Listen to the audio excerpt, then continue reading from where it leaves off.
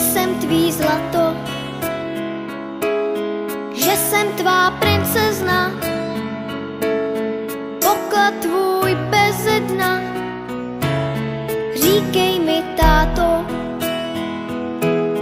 že jsem tvá pohádka, panenka maková, Smíšek a Amálka, Vochomůrka Křemílek, Emanuel Motýlek, že mě nikomu nedáš, že nic lepšího nemáš. Tvůj dětský smích, ať v nás na pořád zůstává, vždyť dětský smích